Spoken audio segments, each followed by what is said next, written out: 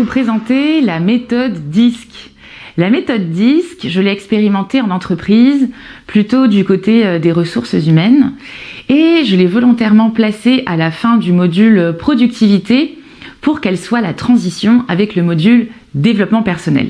Vous allez en savoir plus tout de suite. La méthode DISC, c'est une méthode de connaissance de soi. Voilà. En faisant finalement une introspection et un test très concret qui dure plusieurs minutes, on apprend qu'on appartient finalement à différentes catégories qui sont composées de ces 4 couleurs, que chaque humain est régi par ces 4 couleurs, on va dire, dans sa personnalité et dans sa manière du coup d'interagir avec le monde, mais qu'on a souvent 2 couleurs plus dominantes, voire même, selon les individus, une couleur encore plus dominante et du coup des caractéristiques associées. Voilà.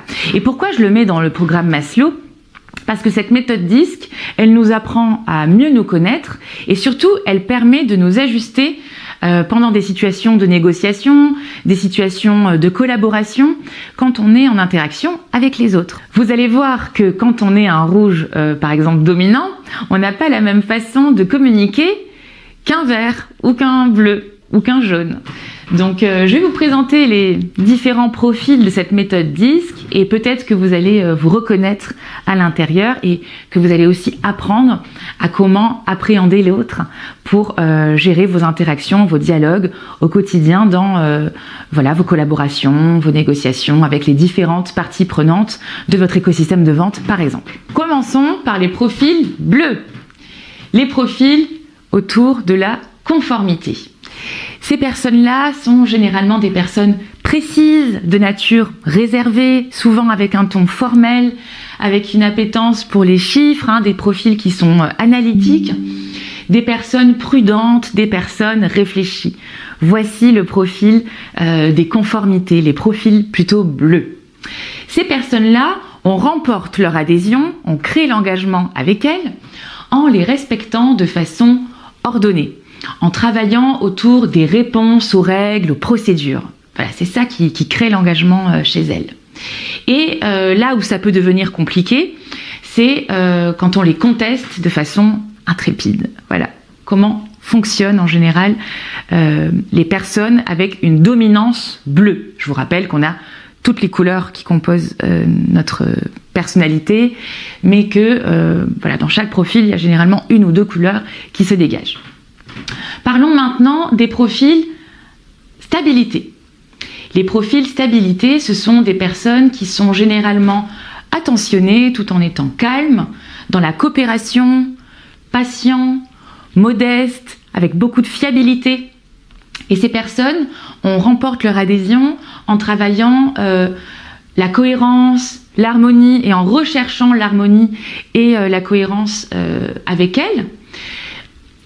On aime bien, en fait, quand on est quelqu'un de vert, de stabilité, travailler avec un rythme. Et là où ça peut devenir compliqué, c'est quand on commence à chercher le changement avec ces personnes-là. Voilà. Donc c'est à appréhender dans certaines situations professionnelles. Ensuite, on a le profil dominant. C'est le profil rouge. Ces personnes sont des personnes fonceuses, énergiques, qui aiment souvent la rapidité et qui sont souvent rapides, des personnes directes, indépendantes et aussi exigeantes. Ce sont des personnes qui adorent relever les défis, qui aiment l'approche des problèmes, des difficultés et qui sont pas très à l'aise aussi avec la notion de conflit. Voilà, c'est là où ça peut devenir compliqué avec elles, la notion de conflit. Le dernier profil, c'est le profil des influents, la couleur jaune, la couleur qui rayonne. Les influents, ce sont des expansifs, enthousiastes, communicatifs, démonstratifs, des personnes sociables et des personnes toniques.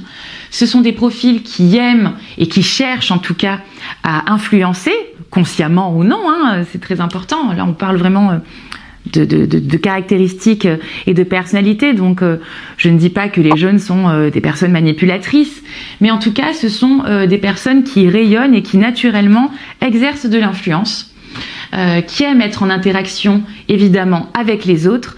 Et là où ça peut devenir un petit peu plus compliqué, c'est quand on amène une notion, je dirais, de scepticisme et de logique. Ça, c'est anti-jaune. Voilà, donc vous avez les différents profils: conformité, dominance, stabilité, influent. Et vous avez voilà, cette notion de introverti, extraverti, qu'on retrouvera plutôt d'un côté et de l'autre. L'introversion chez les personnes conformité et chez les personnes stabilité. Et la notion d'extraverti chez les personnes dominants et influents. Voilà, on a aussi une logique de personnalité qui travaille en rapport avec la relation aux autres, les jaunes et les verts, alors que il y a une autre façon de travailler autour de la tâche, autour du faire, chez les bleus et chez les rouges. Donc vous voyez, cette cartographie très intéressante, moi je trouve très nourrissante, nous donne des clés sur les différents profils qu'on peut croiser dans nos interactions lors des aventures professionnelles qu'on construit et qu'on vit. Et je trouve que c'est très important d'en avoir connaissance parce qu'on peut avoir des clés sur comment ajuster, sur comment parfois closer des ventes, sortir de négociations compliquées, prendre contact aussi avec quelqu'un. Alors la question, vous allez me dire, c'est mais alors comment savoir aussi si ces personnes sont des verts, sont des jaunes, sont des rouges, sont des bleus? Parce qu'on ne peut pas faire passer le test aux personnes avec qui on compte travailler, évidemment. Mais je crois que quand même en vous présentant cette cartographie dans le cadre de ce module, ça va quand même vous donner des directions.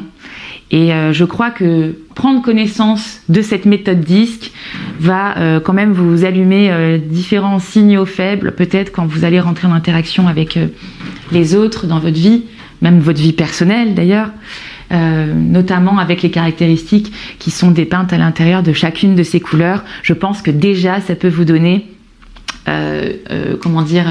des informations sur les profils des personnes que vous avez devant vous. Par exemple, vous imaginez très bien que je ne suis pas quelqu'un de bleu, même si vous ne me connaissez pas personnellement et si vous ne l'avez pas fait passer ce test. À la surprise de personne, je suis quelqu'un à dominante jaune et avec une seconde dominante rouge. J'ai un petit peu de vert et je n'ai pratiquement pas de bleu. Voilà. Ce qui est très intéressant, c'est que ça évolue aussi dans la vie. La dernière fois que j'ai fait la méthode DISC, c'était, je dirais, il y a 8 ans. Ça serait très intéressant aujourd'hui pour moi de la refaire. Je le ferai et on se le partagera dans les canaux de discussion si ça vous intéresse, puisque la vie, nos expériences, nos vécus modifient également qui l'on est.